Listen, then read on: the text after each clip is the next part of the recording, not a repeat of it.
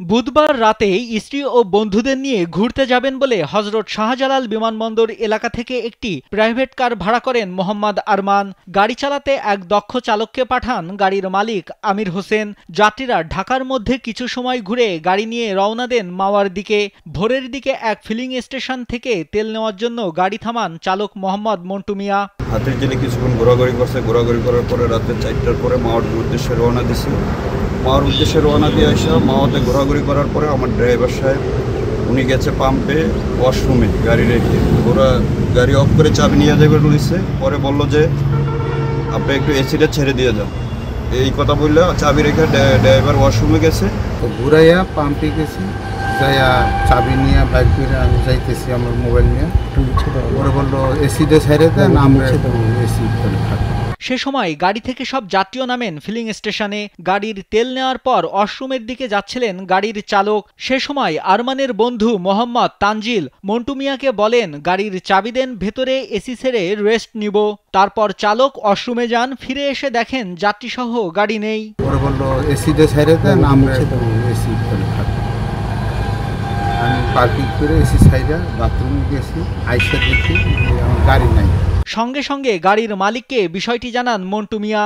গাড়ির মালিক খোঁজ নেন, দ্রুত নম্বর জোগাড় করে ফোন দেন তানজিলের ভাই মেহেদি হাসানের কাছে। তাকে জানান জিপিএস ট্র্যাকারের মাধ্যমে দেখেছেন চালককে ফাঁকি দিয়ে বেপরোয়া গতিতে গাড়ি চালাচ্ছেন তানজিল।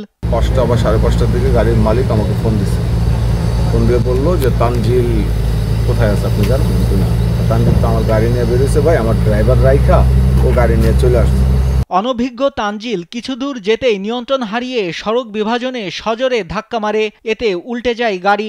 ঘটনাস্থলেই নিহত হন আরমান ও তানজিল। এ খবর মেহেদিকে ফোন করে জানান গাড়ির মালিক। গাড়ির মালিক ফোন দিয়ে বলতেছে, ভাই আমি শেষ, গাড়ি শেষ, তানজিল শেষ। কি হয়েছে? তো আমার গাড়ি অ্যাক্সিডেন্ট করে ওরা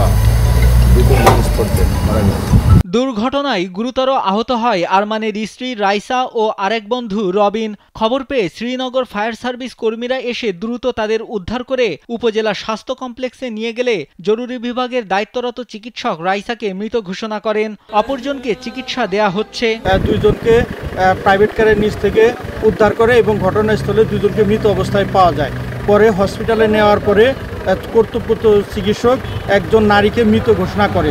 এই ঘটনায় মোট 3 জন নিহত হয়েছে এবং 1 জন আহত হয়েছে। এদিকে গাড়ির আরেক মালিক সুবর্ণ আহমেদ হিমেল বলেন, চালককে ফাঁকি দিয়ে কেন এভাবে গাড়ি নিয়ে চলে গেল তা তদন্ত করে দেখা উচিত পুলিশের। ড্রাইভার ওয়াশরুমে গেল, ঠিক সেই মুহূর্তে ওনারা গাড়ি নিয়ে টান দিল, কোনো উইদাউট ইনফরমেশন ছাড়া। এখানে কিন্তু কোনো ধরনের কোনো ইনফরমেশন দেওয়া হয় না।